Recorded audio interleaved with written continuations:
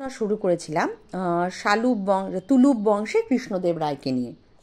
আমি একটু আগের টপিকটাতেই আলোচনা করেছিলাম যে বিখ্যাত রাজা ছিলেন হচ্ছেন কৃষ্ণদেব রায়।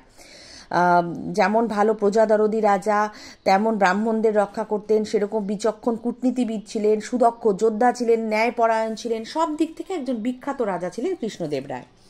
যখন তিনি ক্ষমতায় আসলেন সেই সময় তিনি বিজয়নগরকে উন্নতির সর্বোচ্চ সীমায় পৌঁছে দিয়েছিলেন।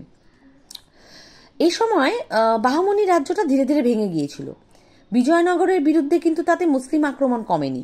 বিভিন্ন মুসলিম রাজ্যগুলো বিজয়নগরকে আক্রমণ করেই চলেছিল, কারণ ওই যে বললাম পুরো ভারতবর্ষে বিশেষ করে দক্ষিণ ভারতে একমাত্র হিন্দু রাজ্য ছিল হচ্ছে বিজয়নগর, আর সর্বত্রই কিন্তু মুসলিম শাসন ছিল। ফলে সবাই চাইছিল বিজয়নগরকে পরাজিত করে তাদেরকেও মুসলিম শাসনের আওতায় নিয়ে আসা। কৃষ্ণদেব রায় এই আক্রমণগুলোকে দারুণভাবে প্রতিরোধ করেছিলেন। শাসনের একেবারে শুরুর দিকেই বাহমনি সুলতান মাহমুদ শাহ যখন বিজয়নগর আক্রমণ করেন, কৃষ্ণদেব রায় দক্ষতার সঙ্গে সেটা আটকে দেন। বিজাপুরের হাত থেকে রায়চুর দুর্গ তিনি দখল করে নেন। একে একে গুলবর্গা দুর্গ, বিদরের বাড়ির দুর্গ, এগুলো সব বিখ্যাত এক একটা দুর্গ, এগুলো সব তিনি দখল করে নেন। মাহমুদ শাহকে বাহমনি সুলতান পদে পুনরায় প্রতিষ্ঠা করে তিনি জবন রাজ্য স্থাপন আচার্য উপাধি গ্রহণ করেন। জবন বলতে সেই সময় হিন্দুরা যারা হচ্ছে মুসলিম হতো তাদেরকে জবন বা ম্লেচ্ছ হিসাবে দেখত, যাদেরকে ছোঁয়া যায় না, স্পর্শ করা যায় না, এবং নীচ হিসাবে। তো সেই কারণেই তিনি মাহমুদ শাহকে পুনরায় বাহমনি রাজ্যের সিংহাসনে প্রতিষ্ঠা করান এবং নিজেকে জবন রাজ্য স্থাপন আচার্য, মানে জবনদের একটা রাজ্য তৈরি করে দেওয়া হয়েছে এরকম হিসেবে নিজেকে প্রাধান্য দেন। মানে তিনি হিন্দু, কিন্তু তা সত্ত্বেও তিনি মুসলিমদেরকে শাসন ক্ষমতা দিয়েছেন, কারণ তিনি মহান, এটা দেখানোর জন্য তিনি এরকম একটা উপাধি নেন। তিনি সেই সময় মাহমুদ শাহকে সেই জায়গায় বসিয়ে দেন। তার লক্ষ্যই ছিল বাহমনি সুলতানের অস্তিত্ব টিকিয়ে রেখে নতুন যে ছোট ছোট 5টা মুসলমান রাজ্য গড়ে উঠেছিল তাদের নিজেদের মধ্যে লড়াই লাগিয়ে দেওয়া। তারপর বিজয়নগরের সেনাবাহিনী ওড়িশা আক্রমণ করে উদয়গিরি, কোন্ডাভিডু এই জায়গাগুলোকে দখল করে নেয়। এরপর ওড়িশার আরও দক্ষিণে অগ্রসর হয়ে বেজওয়াদা, কোন্ডাপল্লী সেগুলোও তিনি দখল করে নেন। পরবর্তীতে তিনি তেলেঙ্গানায় অভিযান চালান। তেলেঙ্গানার শাসক সীতাব খাঁ তার সাহায্যকারী ওড়িশা রাজ গজপতিকে পরাজিত করে রাজামুন্দ্রি, ভেঙ্গি এগুলো দখল করে নেন। গজপতি মানে যিনি হাতি নিয়ে লড়াই করে জিতে থাকেন বা হাতি শিকারী। গজপতি নিজের মেয়ের সাথে কৃষ্ণদেবের বিয়ে দিয়ে শান্তি স্থাপন করতে বাধ্য হন। এরই মধ্যে গোলকোন্ডা আরেকটা রাজ্য, সেখানকার শাসক ছিলেন কুলি কুতুব শাহ। তিনি আবার বিজয়নগরে কোন্ডাভিডু দুর্গ দখল করার চেষ্টা করেন। কৃষ্ণদেব রায়ের সাহায্যে কোন্ডাভিডু দুর্গের প্রধান শালুপ তিসমা তিনি গোলকোন্ডা বাহিনীকে বিতাড়িত করতে দেন, মানে একদম তাড়িয়ে দেন রাজ্য থেকে। কৃষ্ণদেব রায়ের ওড়িশা অভিযানের সুযোগ নিয়ে বিজাপুরের সুলতান ইসমাইল আদিল শাহ রায়চুর দুর্গ পুনর্দখল করে নিয়েছিলেন। 1520 সাল নাগাদ শালুপ তিসমার নেতৃত্বে বিজয়নগর বাহিনী আবার এই যুদ্ধ শুরু করে এবং এই দুর্গ পুনরুত্থান করার চেষ্টা করে। সুলতান আদিল শাহ পালিয়ে যান, লুকিয়ে যান। পর্তুগিজ গোলন্দা বাহিনীর সাহায্যে কৃষ্ণদেব রায় আবার সেই রায়চুর দুর্গ দখল করে নেন বা পুনর্দখল করেন। নুনিজের মতে, নুনিজ একজন পর্তুগিজ পর্যটক ছিলেন, যে কৃষ্ণদেব বিজাপুর দখল করে গুলবর্গা শহর, নগর, দুর্গ সব ধ্বংস করে দেন। ঈশ্বরী প্রসাদের মতে মৃত্যুর সময় কৃষ্ণদেব রায়ের সাম্রাজ্যের পূর্ব সীমা ছিল ওড়িশার কটক থেকে, পশ্চিম সীমা ছিল মহারাষ্ট্রের সালসেট, দক্ষিণ সীমা ছিল কন্যাকুমারী, মানে পূর্ব, মধ্য, দক্ষিণ ভারত সম্পূর্ণটাই ছিল হচ্ছে কৃষ্ণদেব রায়ের অধীনে। তার সিংহাসন আরোহণের সময় পলিগারদের স্বাধীন কার্যকলাপে সাম্রাজ্যের সংহতি বিপন্ন করেছিলেন। পলিগার ছিল অ্যাকচুয়ালি জমিদার যারা হয় সেরকম উচ্চাভিলাষী জমিদার, তাদেরকেও তিনি দমন করে দেন। শ্রীরঙ্গপত্তম, শিবন সমুদ্রম নামক দুর্গকে আশ্রয় করে কাবেরী বদ্বীপের পলিগাররা কেন্দ্রীয় কর্তৃত্ব অস্বীকার করে এবং স্বাধীন হয়ে উঠতে চায়, কিন্তু তাদেরকেও কৃষ্ণদেব রায় প্রচণ্ড পরিমাণে দমন করে দেন। অসম্ভব মানে যোগ্য রাজা ছিলেন তিনি। প্রচুর সেচ খাল খনন করিয়েছিলেন, কুয়ো বা কূপ খনন করিয়েছিলেন, কৃষি জমিন মানে আগাছা পরিষ্কার করিয়ে, জঙ্গল পরিষ্কার করে কৃষি জমির পরিমাণ বাড়িয়েছিলেন যাতে মানুষ ভালোভাবে চাষাবাদ করে থাকতে পারে। তেলেগু, সংস্কৃত ভাষায় তিনি পৃষ্ঠপোষকতা করতেন যাতে সবাই নিজের নিজের মাতৃভাষায় বা আঞ্চলিক ভাষায় পড়াশোনা করতে পারে। স্থাপত্য শিল্প তিনি প্রচুর সাহায্য করেছেন, বহু মন্দির, মণ্ডপ, গোপুরম এগুলো তিনি তৈরি করে দিয়েছিলেন। রাম মন্দির, কৃষ্ণ মন্দির তিনি তৈরি করিয়েছিলেন। বিঠ্ঠল ভাইয়ের মন্দির মহারাষ্ট্রে তিনি তৈরি করিয়ে দিয়েছিলেন। অনেক ধর্মের কাজ করেছিলেন, পুণ্যের কাজ করেছিলেন, কৃষির উন্নতির চেষ্টা করেছিলেন, অসম্ভব ধর্মসহিষ্ণু ছিলেন, যে কারণেই তিনি মুসলিম রাজাদেরকে হারিয়েও তাদেরকে তাদের সিংহাসন ফিরিয়ে দিতে পারতেন। এতটাই তিনি মানে ধর্মসহিষ্ণু ছিলেন। তার রাজ সাম্রাজ্যে যে কেউ আসতে পারতো, থাকতে পারতো, নিজের নিজের ধর্ম পালনও করতে পারতো। কেউ মানে প্রশ্ন করতো না যে কে কোন ধর্মের মানুষ। সাম্রাজ্যের সংগঠক হিসেবেও তিনি ভীষণ ভালো ছিলেন। পর্তুগিজ পর্যটক ডমিঙ্গো পায়েজ, পর্তুগিজ লেখক দুয়ার্তে বারবোসা, তারাও বিজয়নগরে আসেন। তারাও বলেছেন যে কৃষ্ণদেব রায় ছিলেন মহান শাসক এবং ন্যায়ের বিচারক। ঈশ্বরী প্রসাদ বলেছেন, রাজা কৃষ্ণদেব প্রজা কল্যাণকামী মানুষ ছিলেন, সেই কারণে তার রাষ্ট্রও ছিল খুব উন্নত। অনেকে তার চেহারার বিবরণ দিয়েছেন যে রাজার দেহ ছিল মাঝারি ধরনের, গায়ের রং ফর্সা, একটু হেলদি, স্থূল, মুখে বসন্তের দাগ আছে, কিন্তু তিনি বিদেশিদের সম্মান করতেন। একজন শক্তিমান ন্যায়পরায়ণ শাসক ছিলেন তিনি।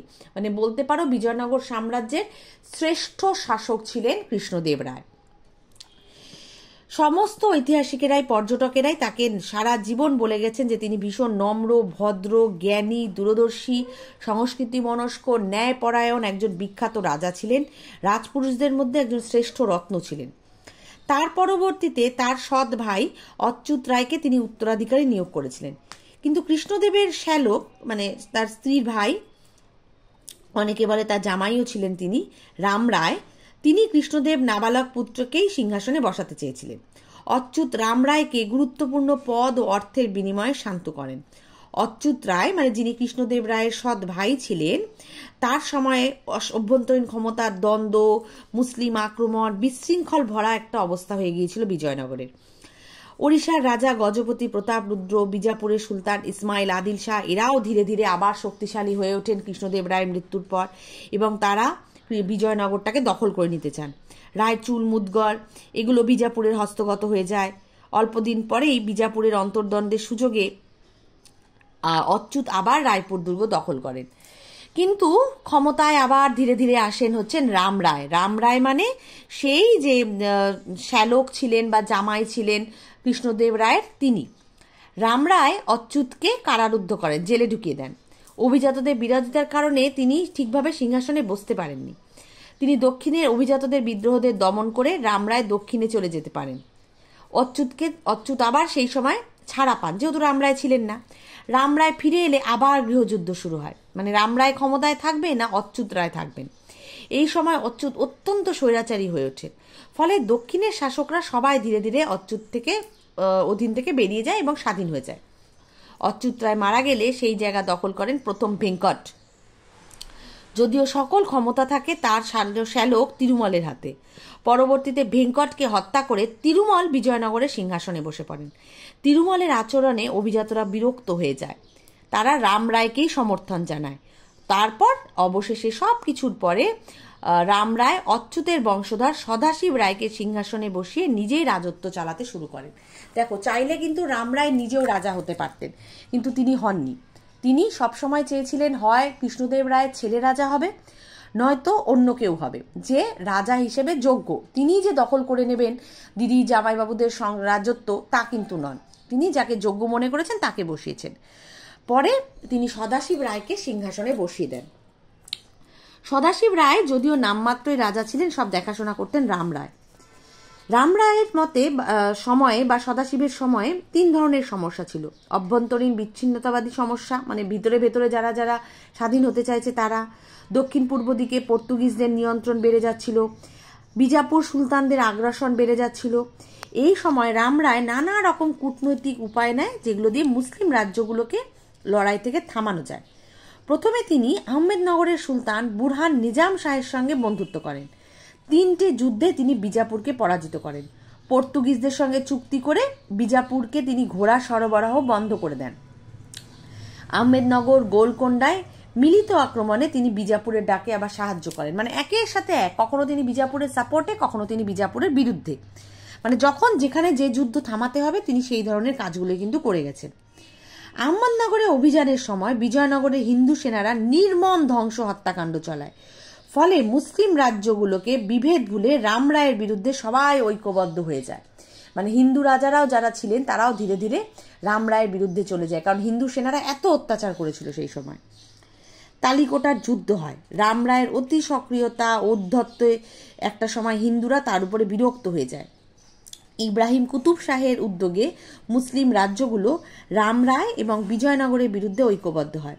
বিজয়নগরের কাছ থেকে রায়চুর, মুদগল বিভিন্ন দুর্গগুলো তারা দখল করে নেয়।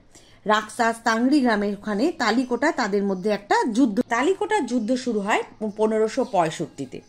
এই যুদ্ধের অপর নাম ছিল রাক্ষস তাংড়ি বা বানিহাটির যুদ্ধ। এই যুদ্ধ হয়েছিল মোটামুটিভাবে বানিহাটিকে কেন্দ্র করেই।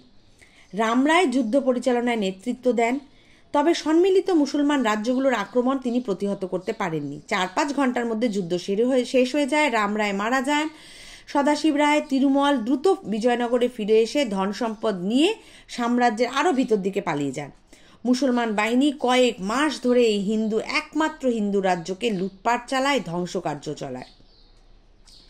এই রকম ধ্বংসলীলা বোধহয় আর পৃথিবীতে কোথাও কখনো কোনোদিন দেখা যায়নি। এতটাই মানে বিজয়নগরের উপরে মুসলিম শাসকদের রাগ ছিল। একেতে একমাত্র হিন্দু রাজ্য যাদেরকে মুসলিমরা শাসন করতে পারছিল না, এত বছর বাদে তারা এই রাজ্যটাকে হারাতে পেরেছিল। সেই সমস্ত কিছু মিলিয়ে ক্রোধের একটা বহিঃপ্রকাশ দেখা যায় হচ্ছে এই বিজয়নগরের লুটকাণ্ডের উপরে, এবং সবাই প্রচণ্ড পরিমাণে এই রাজ্যটাকে লুট করে নেয়। তালিকোটার যুদ্ধের ফলে পর্তুগিজ বাণিজ্য রক্ষা পায়, কিন্তু বহু হিন্দু ছোট ছোট রাজ্যগুলো সম্পূর্ণভাবে ধ্বংসপ্রাপ্ত হয়ে যায়। কিন্তু তারপরে এটা বলা যায় না যে মুসলিম শাসন ভীষণভাবে এখানে টিকেছিল। মুসলিমদের পক্ষেও এখানে প্রচুর ক্ষয়ক্ষতি হয়েছিল, কিন্তু তারপরেও বিজয়নগরকে তারা নিজেদের মধ্যে দখল করে নিতে পেরেছিল। এটাই একমাত্র এদের কাছে সুবিধাজনক ছিল। তালিকোটার যুদ্ধে রামরায়ের মৃত্যুর পর তার ভাই তিরুমল বিজয়নগরের সিংহাসনে বসেন।